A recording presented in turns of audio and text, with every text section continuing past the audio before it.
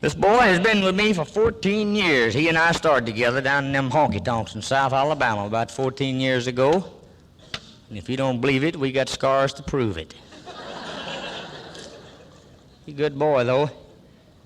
I'll tell you something, though. Every place we go play, the girls come to me and they want to know if this boy has got one of these Tonys or Lilts or Richard Hudnuts or something like that, because his hair's so curly. Well, girl, it's all his, but it ain't natural curly, I'll tell you. We left the United States and went over into Arkansas last year and played for a couple of days. We was booked there 2 days, and we got caught in Ball Knob in a storm. They had a flood. Brother, I'd like to wash that whole place off. Me and the rest of the boys sitting up on top of this little hotel trying to keep from getting drowned, but ambitious, you know. He had to go down and look around, see the town. He got out and got wet, and that head warped that way. It's been that way ever since. He's a good boy, though. He comes from a little town down in New Brockton, Alabama, called New Brockton. In fact, they thought so much of him, he run for mayor down there last year. If he's there this year, he's going to run for the city limits, and I'm hoping he makes it. They sure getting scarce, these good steel men.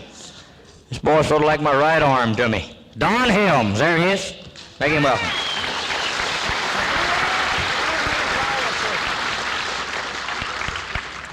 Well, I want you to meet the child of the outfit now. He ain't been here too long.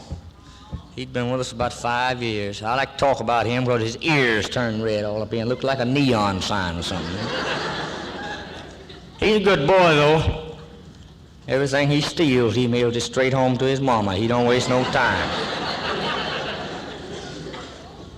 Man, we had him out in Texas last week. We played, where did we play? Corpus Christi, Beaumont, Houston, Memphis. That's where it was. We played 2 days in Houston. He got married the weekend before we left. And he like to lost his mind. I ain't never seen nobody go through what he went through.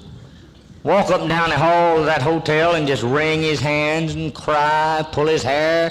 I had to pay for 4 or 5 walls he butted his head through. I called him in the room. I said, now look, Junior, I said, we got to talk this thing over. I said, this button these holes in these walls is getting too expensive. I said, now you sit down and get on that phone and call her up and talk to her and you'll feel better. He said, I'd do that, but he said, I just can't afford it. I said, why can't you afford it? He says, you don't pay me that much money.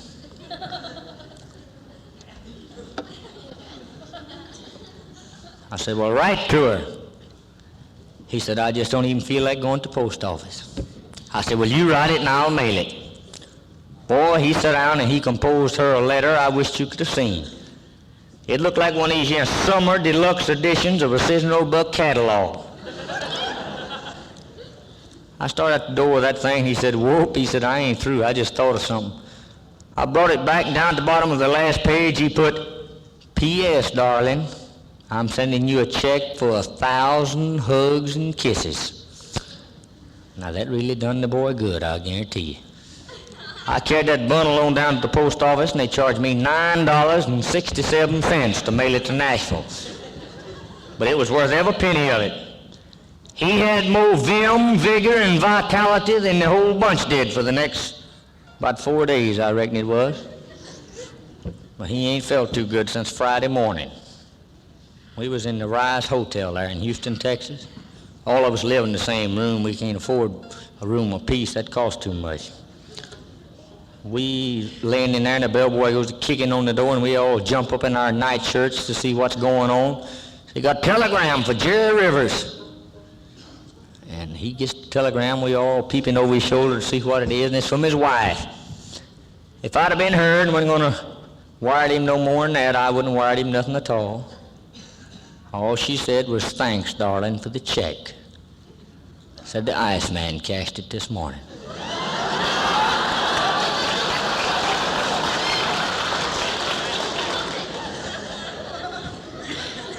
He's a good boy. Let's make him welcome. His name is Jerry. Sometimes we call him Burrhead Rivers. There he is.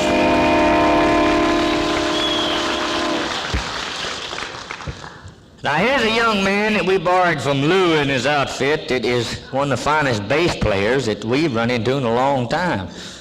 He's about the first one we've met in about the last 6 months that could play as bad as we could or as good as we could, one of the two, I don't know which. But anyhow, he stays with us. That's one thing.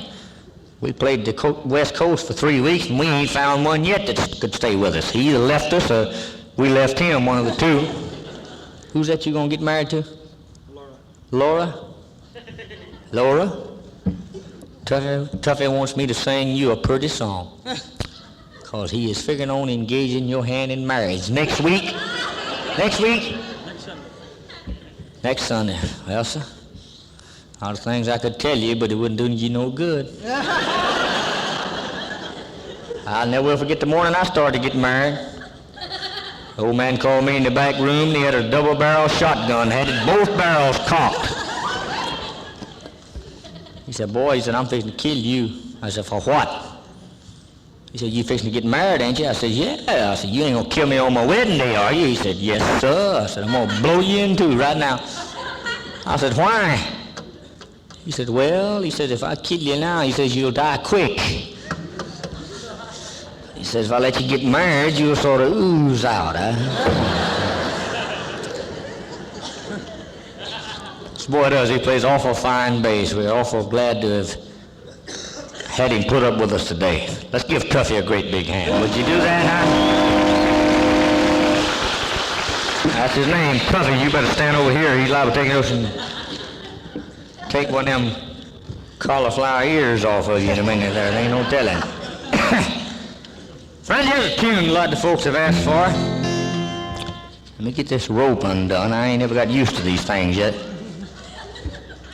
It's a tune I put together a few years ago. Let's see how many of you remember it.